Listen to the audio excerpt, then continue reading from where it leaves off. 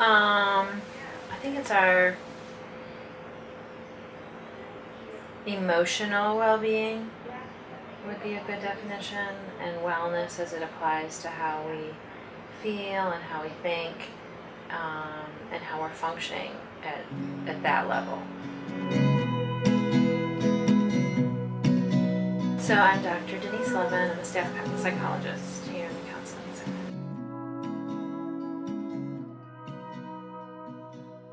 There is a stigma around mental health, and because of that, people who are struggling oftentimes are inhibited to ask for the help that they need, and the help that they need is available, whether that's from a friend or a professional service or a counseling center like we have here. But the stigma, the fear, the anticipation of judgment, the worry that people are going to think less of them, and really prevents people from asking for help. And it's unfortunate that that stigma exists, because we don't really have the same stigma when we think about physical well-being. Like, if you have a broken bone, you go to the doctor and your doctor fixes the broken bone because I have an X-ray machine and I see that your bone is broken. But with mental health, you can't do that. You can do brain scans, but they don't always show like what we're looking for in regards to mental health. We don't fully understand mental illness, and we're still learning and we're still doing research. And with medical conditions, we have a lot of strong foundational evidence, and there is a lot of evidence for mental health and these disorders, but we're still discovering new things. So that's part of the stigma. It's like some people who haven't experienced mental illness don't exactly believe that it exists, because they're like, I don't understand, why can't you just get out of bed in the morning if you have depression? Like, I'm depressed sometimes, but it's different. It's different than just feeling a feeling of depression and having a diagnosis of depression.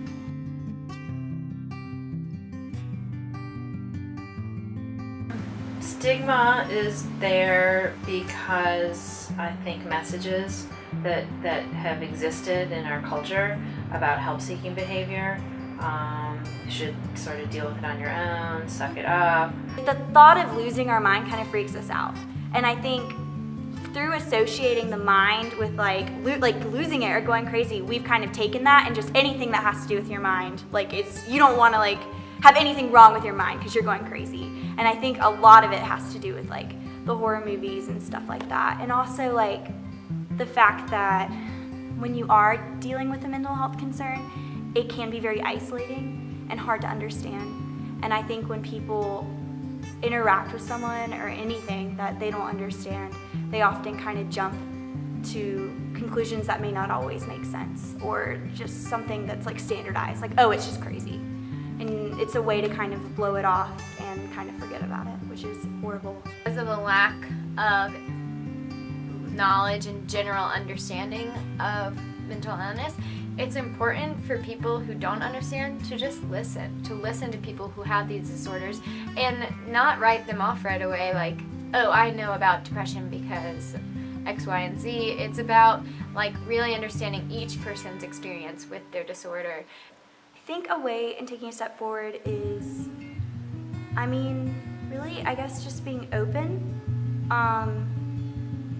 and respecting, maybe respecting the way, like I said, my version of self-care is maybe going for a run, or candles or coloring, which can be seen as kind of silly, but I think maybe someone who maybe not understanding that, respecting that that's something that helps me, and me trying to understand what helps them.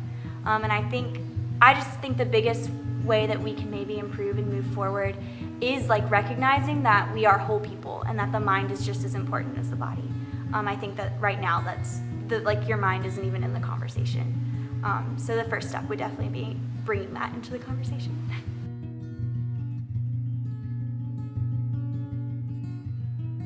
There are resources that exist, like the Counseling Center and the Wellness and Prevention Center, and clubs and organizations like the Mental Health Ambassadors and the We Can students. There's a number of groups on campus that are invested in mental well-being and wellness in that way. APSI is a eating disorder and body image positivity club on campus, and it stands for Advocates Promoting Positive Self-Image. So we wanted to found this club to give people that resource and direct them to different resources and show them that like there are people on campus who can help, and there are people who like are struggling with things similar to you. Our overall mission is to just spread positivity and love throughout App State's campus. We have no like hidden agenda or anything like that. We really just want people to feel loved, and so I think that like that's probably our biggest mission. But along with that, we also want to have a community for people who are looking for that family, you know, who are looking for a place to belong, and feel, like I said earlier, like valued and worthy.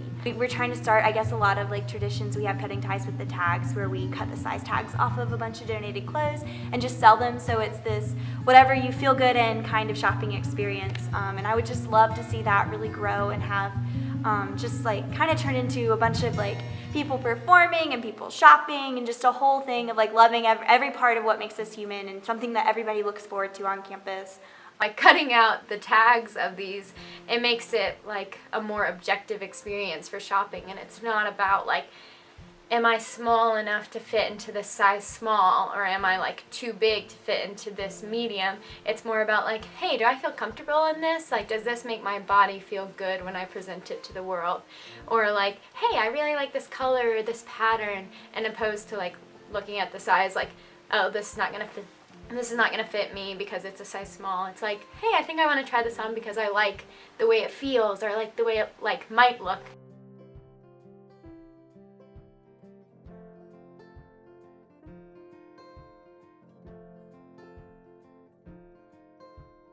I think as we can sort of bring light to mental health and bring light to mental illness and see it as like a very acceptable and necessary part of our existence, our wellness, then it's not going to be as stigmatized, because people will see that sort of it's a normal thing to do, that if we are overcome with some sort of emotional distress and we don't feel good mood-wise, then it's acceptable for us to let somebody know. I think that in the same way we sort of pay attention to how we're feeling physically, it's really important for each of us to kind of take a temperature, a reading of how we're feeling emotionally, and just keeping track of that. And so if you're feeling joy and happiness, like really being curious, what just happened? Like, what just made me feel that way? Or if you're feeling really sad and blue and down, what just happened? What just made me feel that way? So allowing for more sort of check-ins internally, so that then we are realizing that that part of ourselves is so important to our health and our wellness and our functioning day to day. Self-care, I think, is like one of the most underrated parts of life. People like go through their life and they're not really thinking about like, hey, have I thought about how I'm doing today? Or hey, what have I done just for me? We can, each of us, sort of learn to accept and be open to our own emotional experiences, and realizing that it's okay to be vulnerable. Then as we open up about that, like our true selves, I think then other people will see that and acknowledge it within themselves. So, wow, I didn't realize that you also worried about that, or me too, like I have that same fear, or I feel the same way, or I suffer from those same symptoms. So I think as each of us makes an effort to acknowledge and honor and express our struggles, then other people will do the same. We're not just our mind and we're not just our body. We are like a whole person, and we have these things that come together. So like self-care really like it really stresses the importance of the mind-body connection, so you can take care of yourself as a holistic person. AppSci does this thing where we hand out like love letters, like positive letters. So we'll have a contact table and we'll just hand them out. And I always write on mine like, you are worthy, you are valuable. And I think those words just have such a big impact, because we don't really tell people that a lot. So I just think letting people know like, hey, like I see you and you're valuable. Mental health matters. Mental health matters. Mental health matters.